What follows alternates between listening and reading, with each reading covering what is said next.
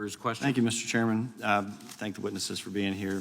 Timely hearing on at this moment in time with this snapshot of a marketplace in constant change, in constant motion. We recognize that the country operates under free market principles, and businesses should be able to transact as long as they don't create clear antitrust problems. Clarity is something that is in the eye of the beholder, but I do think, in contrast to Mr. Wood's opinion, the standard is not general skepticism about whether a company needs a merger to survive. That's really not what we're talking about here. We're talking about the definition of the relevant streaming market and the regulators and how they're defining it. Ms. Malugin, why don't you have a go at how you would define the relevant streaming market today for antitrust purposes and what the single biggest mistake that regulators are making when defining it?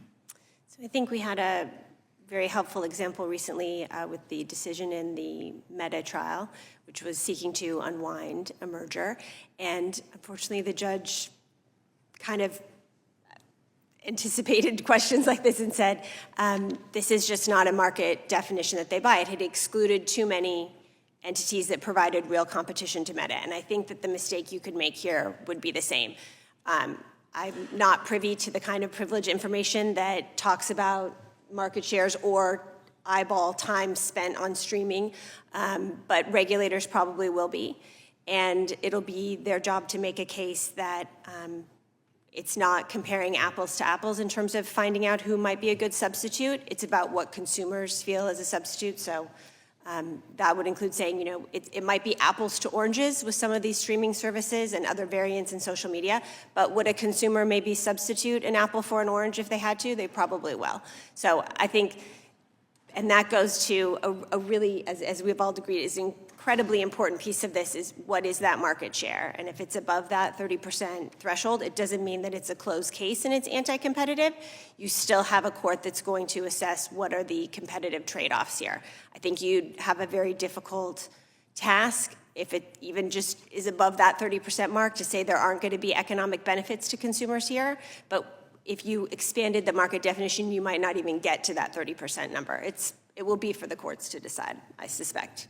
Dr. Yoon, how would you define relevant streaming market today, and what's the single biggest issue facing regulators and mistake that they might be making? Yeah, your question hits on what I think will be probably 80% of the investigation and the debate between the parties and the courts and the agencies.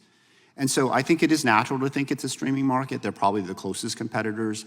But as just mentioned, does it include other services? And let me just share with you, sort of the lines are kind of being blurred.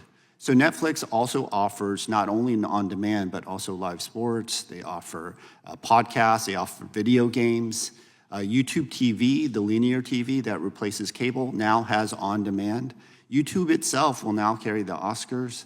The line is blurring between these, and I say that not because I think it's going to be defined broadly. I say that simply because it's hard to cabin these platforms into specific categories that we kind of want to do. And so it will be the job of the agency. It is a data question. No one can sit here and say what the market will be. It's going to be based off of the data. Under current antitrust law, when does vertical integration in media markets pose competitive harm rather than generate efficiencies? So that's the key issue.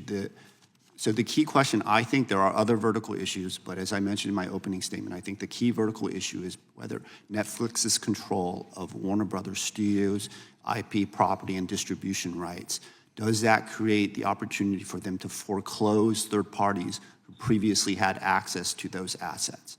And so that question is something that is a very detailed one. It's going to look at margins at the various levels. What's their incentive to do so? What's their market share upstream and downstream? What are their substitutes for these IP properties? These questions have already been asked here at this hearing, and it's going to be asked by the agencies. Again, we're not going to know until we see the data. I will say this, though. Usually this is fixed through a commitment by the parties to offer this content through arbitration going forward, 5 to 10 years typically. This was Comcast, NBC Universal. This was AT&T Time Warner. They're going to probably do the same here. And studies have shown it has been effective in preserving competition. This is done by Dennis Carlton, et cetera. So these commitments are court-ordered and enforced. And I'm guessing Netflix will offer the same. Thank you. Yield back. Gentleman yields back. Now recognize the ranking member of the full committee, Mr. Raskin again. Thank you.